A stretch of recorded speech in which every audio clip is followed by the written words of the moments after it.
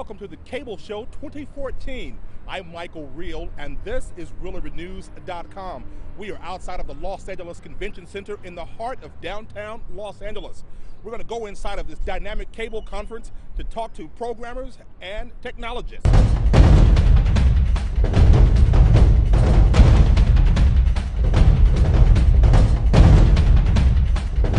We are inside the convention center on the exhibit floor of the Cable Show 2014.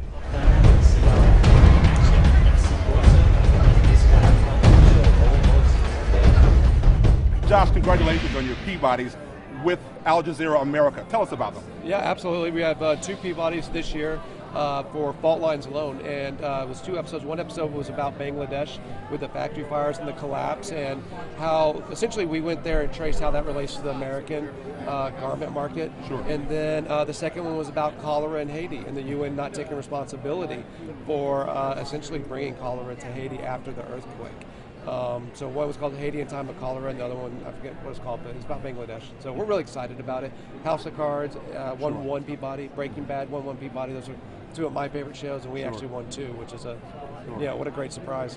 How is Al Jazeera being received here in America? When we think of Al Jazeera, we all automatically think of the international content that it provides. Right. And you're right, Al Jazeera is one of the largest news gathering entities in the world.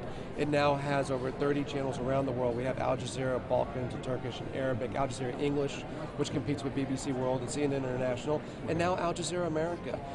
It is a domestic focus. We've opened bureaus across the U.S. when everyone else is closing them down. Sure. We have Al Jazeera America bureaus in New Orleans, in Nashville, in Detroit, in Charlotte, Denver, Dallas, LA, San Francisco, Seattle, so all over. And so you're getting great domestic stories really between the coast, you know, outside of that New York and Washington bubble, a lot of coverage from real people in America. And you're also getting the best international news in the world brought in from our over 70 worldwide bureaus. Finally, content is king. Absolutely. For us it is, and that's what is most important to us, is the quality of the journalism. I mean, we're bringing journalism back to cable news, and journalists are flocking to Al Jazeera just for the stories they can tell there.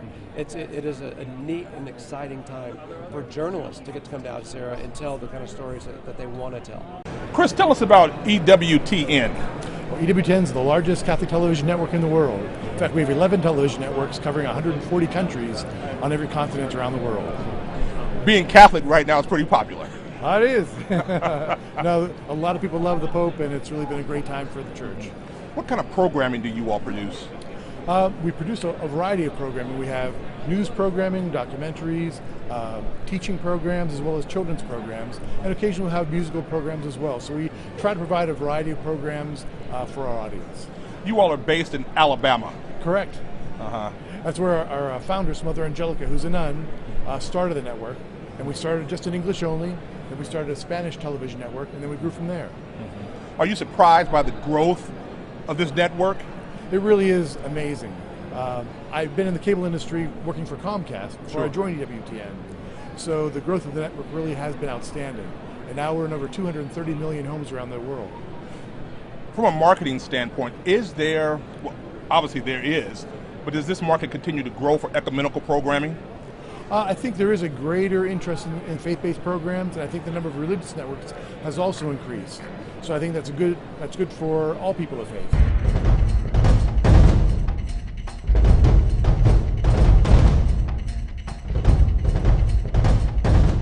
Rachel, there's a lot of excitement about this great C-SPAN bus. Oh, yes. Tell us about it. So the C-SPAN bus has been on the road for over 20 years. We're in our 21st year, and we travel around the country. We visit with middle and high school students. We go to colleges and universities.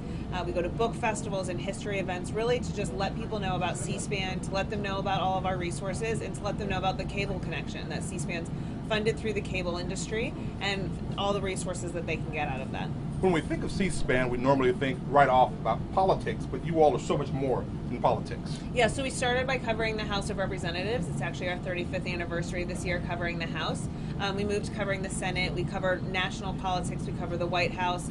But we also have book programming on the weekends, so 48 hours of book TV on C-SPAN 2. We have 48 hours of American history programming on C-SPAN 3. So a lot of different things to complement the political coverage that we're doing during the week. Tell us about the content of this bus, the technology? We see you guys have these touchscreen displays. We do.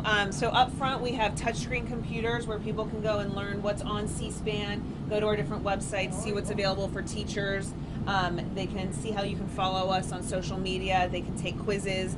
We have TVs that have that can show all the different resources that C-SPAN has, all the different programming. In the back, we have laptops that also show all of our different resources, connect a lot with social media.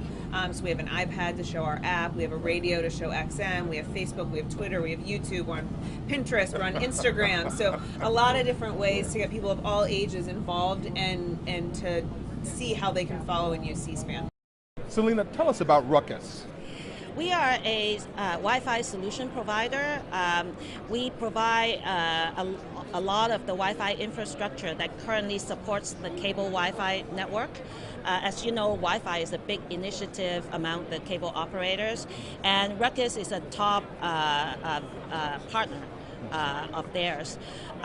We have patented technology that allows our Wi-Fi solutions to give much better performance, much more extensive coverage, as well as our technology is much more interference resistant. So, for example, our Wi-Fi solution is currently being used at the Imagine area, the theater and the cafe.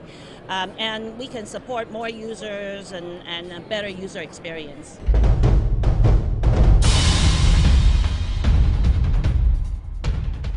Monica, TVOne continues to enjoy success in terms of programming. Yes, we do. We're excited to be here at the cable show this week because we just premiered last week the 3rd season of R&B Divas Atlanta, which, as you know, follows the exploits of 6 R&B divas as they navigate their way through music industry, life issues. We're really excited this season because the season finale will end with the wedding of one of our divas to her lifelong partner.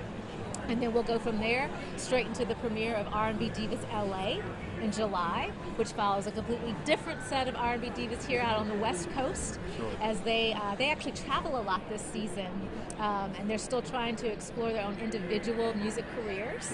Sure. We have great scripted sitcoms like The Ricky Smiley Show, sure, featuring the nationally syndicated radio DJ and comic Ricky Smiley.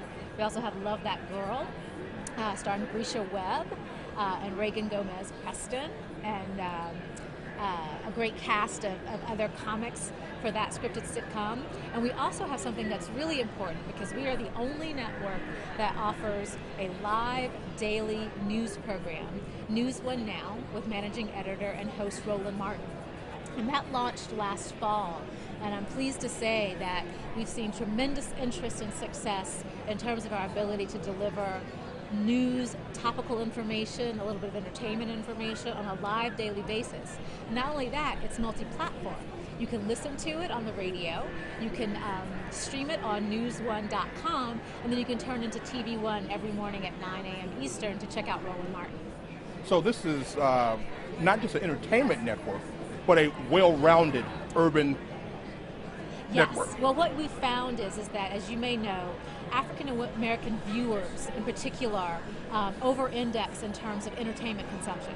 Bottom line is we watch a lot of TV, and we watch it on a lot of different devices. So that's a very rich audience to mine. And what you might have noticed is a lot of other networks have tried to tap into that audience space with a reality show here or a reality show there. TVOne is all black all the time, you know, and we realize that there is a diversity within our audience, and they appreciate a variety of genres of programming. Comedy, scripted series, reality, news, entertainment specials. We have another show that has been on air for 3 years. It's a spoken word music performance called Verses and Flow, right, engineered by right. Lexus. You know, sure. where are you going to tune in and see something like that, where you see our people expressing their artistry through spoken word and music? Our founder, Kathy Hughes, does a tremendous amount of one-on-one specials where she gets up close and personal with a lot of our celebrities, and they'll reveal things to her that they won't reveal to anybody else. Sure. So we're real excited about the variety of programming that we have, because we also know that the diversity of our audience should be respected and enjoyed.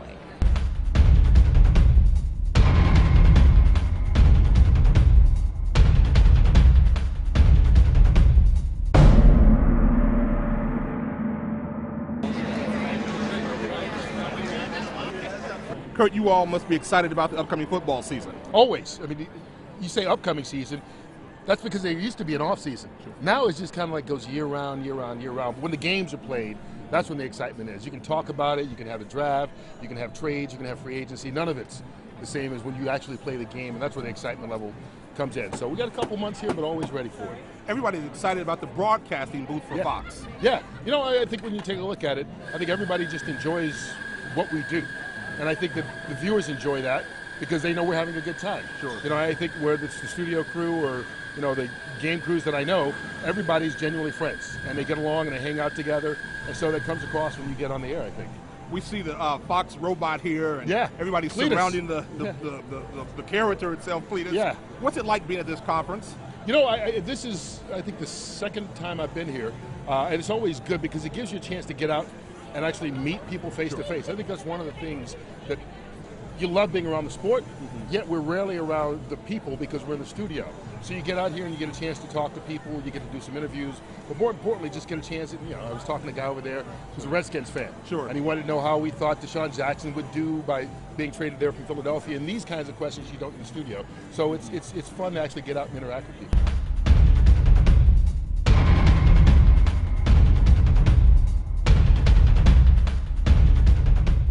John, tell us about Wholesome TV. There's always a need for that. A lot of people are interested in that. The hardest thing today is the lack of wholesome television. You know, people have an interest in it, a lot of families, and there's always a need for it, and it's harder and harder to find. So we find the tremendous growth and reception that we've had is a byproduct of the people just being hungry, and there's such not just a hunger, but a loyalty. There's a sense of ownership, of finally finding somebody who gets it, and it's not like not necessarily criticizing anybody else, but it's that sense of being safe. We like to call it lunge-free television, where they don't have to worry about commercials, they don't worry about content. It's something, whether their 5-year-old son or their 13-year-old daughter or their 80-year-old grandmother, there's something safe for everybody, and it's always entertaining. You all are getting ready to launch your first scripted program, Brush of Honor. Tell us about that. Well, the Brush of Honor is a reality show. It is based on one of the things that has been very central to our growth is working with the military. We have one of our series is called Moments, which is these short form programs, and one of our biggest features has been veterans organizations. Vietnam commemoration, we're a partner. We have done spots for the disabled American veterans. We have a real passion for that. Brush of Honor builds on that, and what it does is somebody that does a portrait of someone who's been wounded or killed in battle, and basically it becomes a celebration of their life, and it's sort of it's a combination of a lot of things. It's emotional, it's an opportunity of healing, it's a celebration of life, and every one of these stories is a little bit different. And so it's a way of honoring the families, honoring the fallen soldiers in an entertaining and yet inspiring package. So we're real excited about it. It's sort of scripted, but it's more a reality show. Right now, scheduled for the fall. Wholesome. It's all wholesome because it's about real people. Sure. And real people, real stories. And it's dramatic because it's about their lives, and it's tragic, and most of these people died in the. Sure. But the idea is it's a way to really not just honor them, but provide a closure and healing for the whole family. So it's everything that we try to do to be everything: inspiring, wholesome, entertaining. Bill, what exactly is ROVI? All right, so ROVI is an entertainment technology company, and although most consumers don't really experience the ROVI brand all that frequently, they experience ROVI's technologies on an everyday basis, right? So we do technologies that get embedded into televisions, get embedded into set-top boxes, and it's all about finding content. So it's content discovery, so guidance functionality. So you go home, you want to watch something on TV, Sure. you hit the guide button on your remote control, and the listings grid comes up. Sure. That comes from either comes from us or it comes from a licensee of ours. So it's our technology. It's a complex activity though, because in addition to actually doing the software that fills that screen, it's also populating the information or the entertainment metadata that fills that grid, all those cells within that. And if you think about it in terms of all the metropolitan areas, just even across the country or across California, let alone worldwide, which we cover. I mean, it's an enormous editorial task, right? So just gathering all the information, all the data. Exactly. Yeah. Talk about the technology aspect of it. How rapidly is that changing? Quite a bit, actually. And what we're doing is we're leveraging newer technologies in terms of conversational services, cloud-based functionality, so that you can get the most up-to-date information delivered directly to your device, as opposed to kind of snapshots over periods of time. And then the other thing that you're seeing is advancements just in terms of more second screen utilization while people are watching television. And so you might have a movie or a TV show going on up here, and you want to see what's coming on next, or you want to interact with the show in some other way.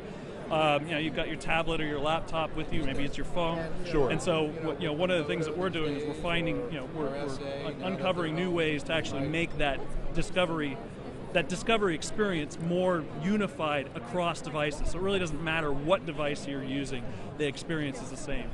The ROVI experience. The ROVI experience is the same.